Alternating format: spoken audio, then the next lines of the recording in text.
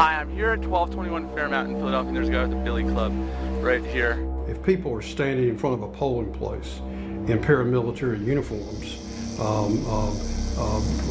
using racial slurs, and one had a nightstick in his hand, and he was hitting the nightstick into his open hand, if that wasn't voter intimidation, I don't know what is voter intimidation. And my very first reaction was, this is some kind of joke, because this doesn't happen in America.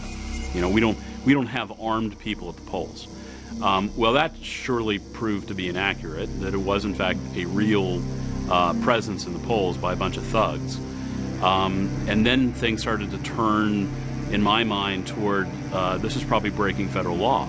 Section 11B of the Voting Rights Act says you cannot intimidate, threaten, or coerce voters or those aiding voters. The two men at the polls were Jerry Jackson, a Democratic city committeeman, and King Samir Shabazz, a man known for racial hate speech. I hate white people, all of them. Every last iota of a cracker, I hate it. Your enemy cannot make you free, fool. You want freedom? You're gonna have to kill some crackers. You're gonna have to kill some of their babies. Let us get our act together.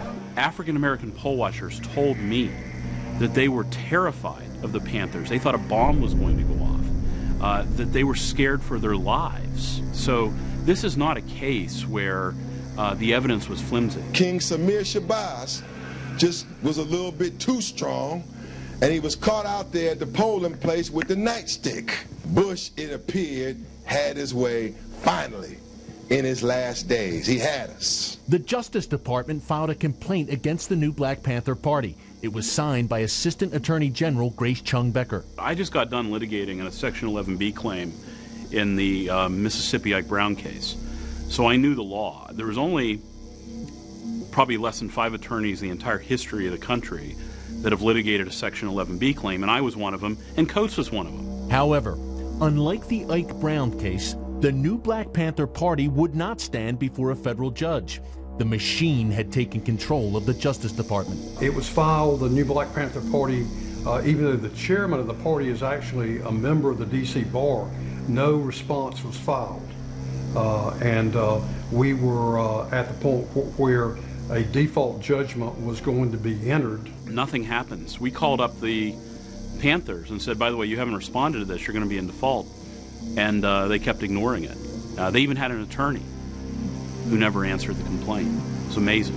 I, Barack Hussein Obama, do solemnly swear. Then the inauguration happens, and that's probably the most important part of the entire case. And the Justice Department leadership changed into the hands of a black man by the name of Eric Holder, and they took a look at it and they threw most of everything out. Unfortunately, the Obama administration stepped in at that point, and we were forced to dismiss the case against the new Black Panther Party. A war erupted. They wanted the case to go away. They obviously did not like the Black Panther case. They lived through the Ike Brown case, so they were bitter about it.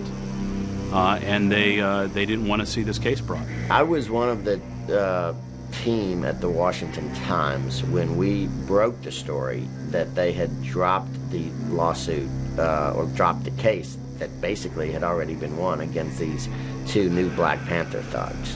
We broke it. Hillier and his team wanted to know if Obama political appointees overruled career lawyers at the Department of Justice. He approached the communications director, Tracy Schmaler, for an explanation. I didn't have 4 words out of my mouth, and I was talking in a tone like this, very conversational, not accusatory, asking a question. I didn't have 4 words out of my mouth before she started yelling at me. Y'all are just gonna lie about us, and just almost unhinged yelling. The Department of Justice was changing, and Adams was dealing with more than ideological differences. He felt the law itself was being compromised. I had a great gig. I loved what I did. But here's what happened. I was subpoenaed and Chris Coates was subpoenaed to testify about what happened in this dismissal. And Justice stonewalled that, just like they're stonewalling everything since. Justice stonewalled our subpoenas and ordered us to ignore them, even though federal law says to interfere with a subpoena is a federal crime. I wasn't comfortable with that. My name is Tom Perez, and I am the Assistant Attorney General for Civil Rights at the United States Department of Justice. Civil rights are a cornerstone of our country's foundation. They ensure that each of us can live our lives and pursue our dreams without discrimination.